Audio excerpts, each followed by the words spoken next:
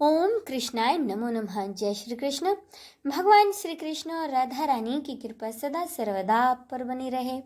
आप सभी को आषाढ़ पूर्णिमा, जिसे कि गुरु पूर्णिमा कहा जाता है, इसकी हार्दिक शुभकामनाएं। आज के इस वीडियो में हम पाठ करेंगे पूर्णिमा व्रत कथा का।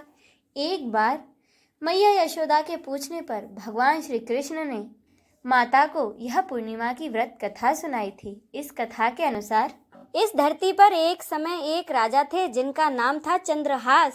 वे अनेक प्रकार के रत्नों से परिपूर्ण कातिका नाम की नगरी पर राज करते थे। उनकी नगरी में धनेश्वर नाम का एक ब्राह्मण रहता था, जिसकी पत्नी बहुत ही सुशील और रूपवती थी।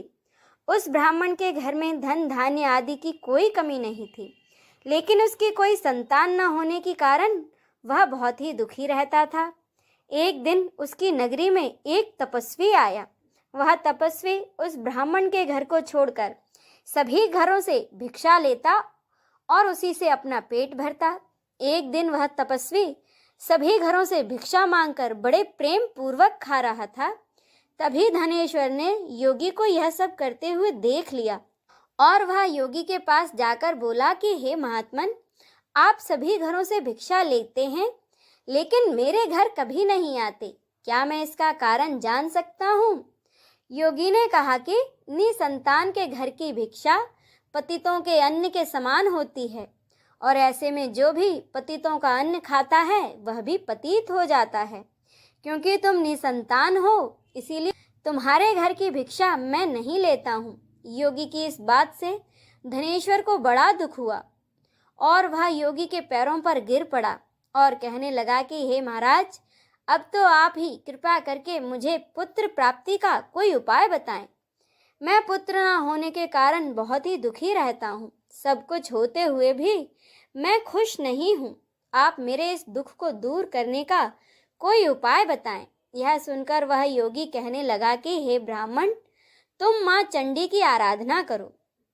योगी के कहे अनुसार धनेश्वर ने घने वन में जाकर माँ चंडी की आराधना की और उपवास किया। माँ चंडी ने 16वें दिन धनेश्वर को सपने में आकर दर्शन दिए और कहा कि धनेश्वर, तेरे यहाँ पुत्र होगा, लेकिन वह 16 वर्ष की आयु तक ही जीवित रहेगा। लेकिन यदि तुम दोनों पति पत्नी 32 पूर्ण मासियों का व्रत करोगे तो तुम्हारे पुत्र की आयु लंबी हो जाएगी। प्रातःकाल तुम्हें इसी स्थान पर एक आम का पेड़ दिखेगा। उस पर चढ़कर तुम एक फल तोड़कर शीघ्र ही अपने घर जाना और अपनी पत्नी को वह फल दे देना। ऋतु स्नान के बाद स्वच्छ होकर भगवान शंकर का ध्यान करके जब वह यह फल खा लेगी, तब भगवान शंकर की कृपा से तुम्हारे यहाँ एक बहुत ही सुंदर पुत्र का जन्म होगा। माँ भगवती और महादेव की कृपा से कुछ समय बाद उसके घर एक बहुत ही सुंदर पुत्र का जन्म हुआ, जिसका नाम उन्होंने देवीदास रखा। दुर्गा जी की आज्ञा के अनुसार उसकी माता ने 32 पूर्ण मासियों का व्रत रखना शुरू कर दिया। 16वां वर्ष लगते ही देवीदास के माता पिता को चिंता सताने लगी कि कहीं उनके पुत्र को कुछ हो ना जाए। तभी धनेश्वर ने देवीदास के मामा को बुलाया और उससे कहा कि देवीदास को 1 साल के लिए काशी ले जाओ, वहां इसे विद्या पाठ कराओ और 1 साल बाद इसे वापस ले आना। इस तरह देवीदास एक घोड़े पर बैठकर अपने मामा के साथ काशी के लिए निकल पड़ा। धनेश्वर ने अपने पुत्र की दीर्घायु के लिए भगवती दुर्गा की आराधना और पूर्ण मासियों का व्रत करना शुरू कर दिया। इस प्रकार 32 पूर्णमासियों का व्रत उसने पूरा किया। कुछ समय बाद मामा और भांजा किसी नगर में रात बिताने के लिए ठहरे हुए थे। उसी दिन उस गांव में एक ब्राह्मण की कन्या का विवाह होने वाला था। जिस धर्मशाला में वर और उसकी बारात ठहरी हुई थी, वहीं पर देवीदास और उसके मामा भी ठहरे हुए थे। संयोग से जब कन्या को तेल आदि चढ़ाकर मंडप में लाया गया, उसी समय वर को दौड़ा पड़ गया। तब वर के पिता की नज़र देवीदास पर पड़ी और उसने सोचा कि यह लड़का बिल्कुल मेरे बेटे जैसा ही सुंदर है। मैं क्यों ना इसके साथ ही उस कन्या का विवाह करा दूं और बाद में विवाह के अन्य कार्य अपने लड़के के साथ करा लूँगा। ऐसा सोचकर वर का पिता देवीदास के मामा के पास जाकर बोला कि तुम थोड़ी देर के लिए अपने भांजे को हमें दे दो, और उसने अपनी सारी योजना उन्हें बताई।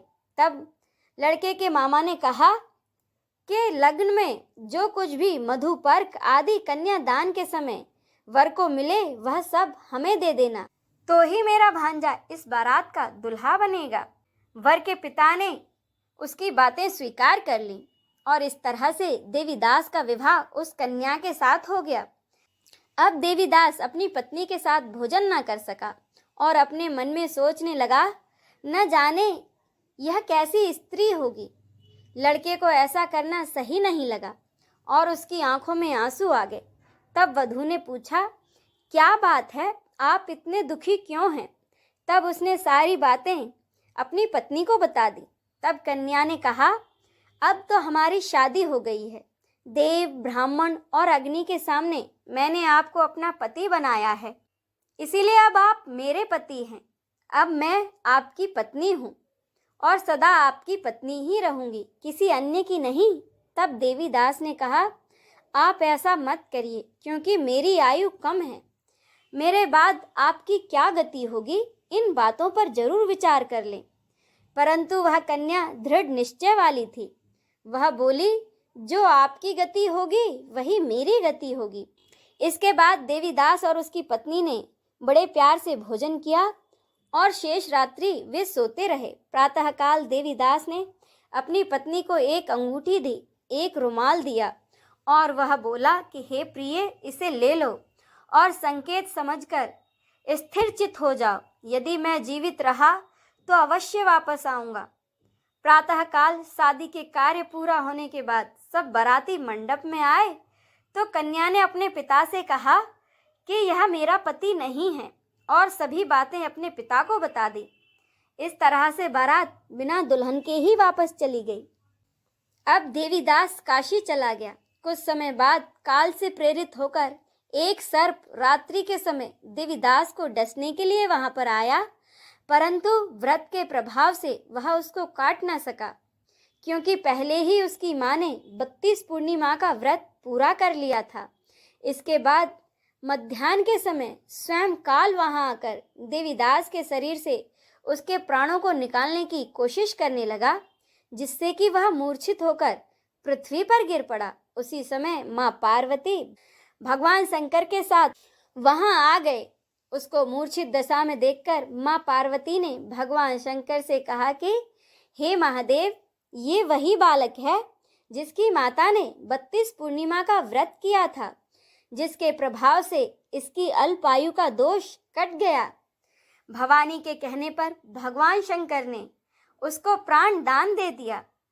उधर उसकी स्त्री उसकी प्रतीक्षा कर रही थी। जब 16वां वर्ष व्यतीत हो गया तो देवीदास भी अपने मामा के साथ काशी से चल दिया और वह कुछ दिनों बाद अपनी पत्नी के घर पहुंच गया। तब लड़की के पिता ने उसे बहुत सारा धन देकर अपनी बेटी को उसके साथ विदा कर दिया। भगवान श्री कृष्ण कहने लगे कि मैया, इस प्रकार धनेश्वर द्वारा 32 पूर्णिमाओं का व्रत रखने से उसके पुत्र को लंबी आयु प्राप्त हुई। अतः जो भी स्त्रियां ये व्रत को करती हैं वे जन्म जन्मांतर में वे धव्य का दुख नहीं भोगती और सदैव सौभाग्यवती रहती हैं। यह व्रत पुत्र पौत्र को देने वाला तथा संपूर्ण मनोकामनाओं को पूरा करने वाला माना गया है। इसी के साथ यह व्रत कथा संपूर्ण होती है। बोलिए कृष्ण कन्हैया लाल की जय, राधा रानी की जय, नमः पार्वते पते, हर हर महादेव की जय।